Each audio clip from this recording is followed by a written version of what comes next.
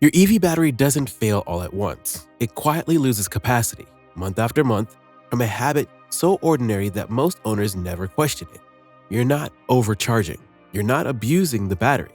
You're just plugging it in at the wrong time. And that single habit is costing you range you'll never get back. Here's something worth thinking about. Most EV owners are paying attention to the wrong things. They watch the charging speed. They track the battery percentage. They know exactly how long a DC fast charge takes and which charging networks have the best uptime. That's not a bad thing. Those details matter. But while others are focused on how fast the battery fills up and how high it goes, they're almost universally ignoring the one factor that has the most influence on long-term battery health: battery temperature. Not the ambient air temperature outside the car, not the cabin temperature, the temperature inside the battery pack itself, the temperature the cells are sitting at when you plug in. This is the detail that battery engineers at EV manufacturers obsess over. And it's the detail that almost never comes up in conversations between regular EV owners, because it doesn't show up on a dashboard. It doesn't trigger a warning. It doesn't cause a problem you can point to after a single session. It just quietly chips away at the chemistry inside your battery every time you make this one specific mistake. And the mistake is this: plugging in immediately after the battery is already hot. That's it. That's the habit. It sounds almost too simple to matter. But the science behind why it matters is the reason battery longevity varies so much between owners with nearly identical vehicles and nearly identical mileage. Why heat is the real enemy. To understand why this habit does damage, you need a basic picture of what's actually happening inside a lithium-ion battery. Every lithium-ion cell has a chemistry that is sensitive to temperature. Under normal operating conditions, the chemical reactions inside the cells are controlled, efficient, and predictable. The battery charges, discharges, and manages itself with the parameters it was designed for. When temperature rises above that normal range, something shifts. The same chemical reactions that power the battery start accelerating, and not just the useful ones. The damaging ones speed up too. Side reactions that slowly degrade the electrolyte, reactions that deposit unwanted material into the electrode surfaces, reactions that reduce how much lithium can move freely between the anode and cathode. These are the reactions that shrink your usable capacity over time. Research from the National Renewable Energy Laboratory has shown that for lithium-ion batteries, an increase of roughly 18 degrees Fahrenheit can approximately double the rate of battery aging. Double, not a 10% increase, not a marginal shift. Double the rate of degradation from temperature alone. And that degradation isn't recoverable. There's no factory reset for a battery that's aged faster than it should have. The capacity loss is permanent. The range reduction is permanent. The only question is how quickly it accumulates. And that depends almost entirely on the habits you've built around charging. Heat is the single biggest variable you can control, and most owners aren't controlling it at all. The common mistake: charging right after driving hard. Here's how the mistake plays out in real life. And it probably sounds familiar. You've been on the highway. Maybe it was a long commute, a crosstown trip, or the tail end of a road trip leg. You arrive home or pull into a charging stop with the battery sitting somewhere between 20% and 40%. You grab your cable and plug in. Efficient, sensible, exactly what you're supposed to do. But here's what's happening inside the pack at that moment. Highway driving, especially sustained high-speed driving, generates heat inside the battery. The cells are working hard to deliver consistent power output. The cooling system is managing that heat load as best it can. But after a highway run, the battery pack is warm. In many cases, it's meaningfully warm. Not dangerously so, but elevated above the resting temperature it would reach after sitting for 30 minutes. When you plug in immediately after that kind of drive, you're introducing a charging load to a battery that is already thermally stressed. The cells aren't at resting temperature. The cooling system hasn't had time to bring the pack down. And now, on top of the residual heat from driving, you're adding the heat that charging itself generates. Why fast charging makes this worse? If you're plugging into a level 2 charger at home after a highway drive, the risk is real but more gradual.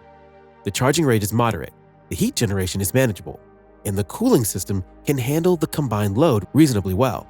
Fast charging changes the equation significantly. DC fast charging pushes high current into the battery in a very short window.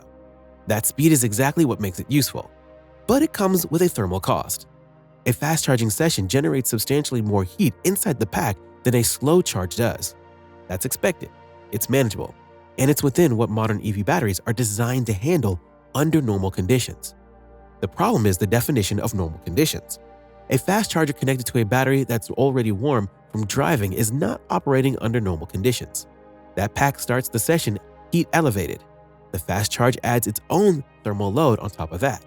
And the cooling system, which was already working during the drive, is now managing a combined heat load that is significantly higher than either source would produce on its own. This is the scenario where temperatures inside the battery pack can rise to the range where degradation accelerates noticeably. The cooling system works harder. Charging speeds often throttle down as the battery management system protects itself. The cells sit under elevated thermal stress for the duration of the session. Before we continue, hit the subscribe button to stay updated on the latest EV content. Why you don't notice it right away. This is the part that makes the habit so persistent. It doesn't hurt immediately. You plug in after a highway drive, the car charges, you unplug the next morning, the range looks normal. Nothing alarming happened. So your brain files that experience as, this is fine. And it is fine, once. The problem is what happens when fine becomes routine. When that immediate plug-in after driving is just what you do, without thinking about it, every single time. Battery degradation from normal stress is a slow accumulation. The capacity loss from a single session is so small it falls well below what instrument in the car can detect. It's not until months or years of the same habit compound on each other that the signal becomes visible. And by then, it shows up as something that feels completely disconnected from charging behavior. Your range is a bit shorter than it used to be. Your battery seems to drop faster in cold weather. Your efficiency isn't quite what early ownership felt like. Most drivers never connect those symptoms back to charging timing. They assume it's normal aging, normal wear, just what happens over time. And some of it is, but a meaningful portion of it is the direct result of a habit that takes almost no effort to change. That's the frustrating part. The fix is genuinely simple, but because the damage is invisible, in the short term, the habit never gets questioned. The smarter way to charge. You don't need to overhaul your entire relationship with charging. You just need to build one small habit before you plug in. Let the battery cool down first. After highway driving or any session that pushed the battery hard, aggressive acceleration, sustained high speeds, a long drive in hot weather, give the car 20 to 30 minutes before plugging in.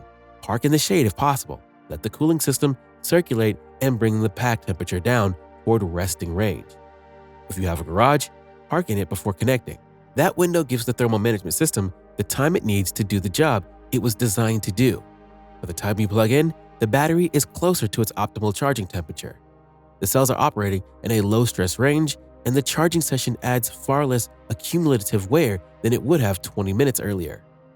If slower charging is an option, level 2 at home versus a DC fast charger, use it for your daily charging needs. Level 2 generates less heat during the session, runs within a gentler range of the charge curve, and is easier on the battery in every measurable way. DC fast charging is a powerful tool for situations that require it, but it's not the right tool for every evening at home. Avoid aggressive driving in the final stretch before you plan to charge also helps. High-speed highway driving, followed immediately by a fast charge, is the highest stress combination. If you know a charging stop is coming, ease off before you arrive. Let the battery cool naturally during slower city driving rather than arriving at the charger already heat elevated. These aren't complicated changes. They don't require equipment, subscriptions, or anything beyond a small shift in timing. When it's actually fine. This isn't a case for never fast charging after a drive. Real life doesn't work that way, and a single departure from ideal conditions won't significantly harm a battery that's otherwise well managed. Road trips are the obvious example. You're covering distance, you're stopping at fast chargers along the way, and the battery is going to be warm from driving when you pull in. That's exactly the use case fast charging was designed for. Occasional use under those conditions is well within normal wear parameters. What damages batteries isn't the exceptional session. It's a daily habit, the pattern of parking and plugging in immediately, every single time, without giving the thermal system a chance to recover. That's where the cumulative costs add up to something real. If you're doing a long drive once a month and charging a warm battery at a fast charger, your battery will be fine. If you're driving home on the highway every weekday evening and plugging in the moment you park, the same cells experience that combination hundreds of times a year. That's a fundamentally different story. Occasional use is fine. Daily repetition is where the damage lives. The one habit that makes a difference. You don't need a new car, a new charger, or a new charging plan. You need one adjustment to your existing routine. Stop plugging in the moment you arrive. Give the battery 20 to 30 minutes after a demanding drive. Let the cooling system finish its job, then charge. That's the entire change. Over months and years, the window consistently reduces the thermal stress that causes degradation. The battery holds its capacity closer to original spec. The range you had at 20,000 miles looks more like the range you had at 60,000 miles. The performance doesn't quietly slip away in the background while you're looking at other explanations. Your EV's battery management system is already doing everything it can to protect the pack. The software is smart, the cooling system is engineered for exactly this kind of load management, and the cells are built to last. All the habit change does is stop working against that system and start working with it. Well-managed EV batteries regularly hold 85 to 90% of their original capacity after 100,000 miles. Batteries subjected to repeated thermal stress during charging show noticeably steeper drops. The difference between those two outcomes isn't expensive technology or special equipment. It's timing. Drop a comment below. Do you usually wait before plugging in, or has this changed how you think about your charging routine? And subscribe for more EV content that focuses on what actually moves the needle for battery health and long-term ownership cost.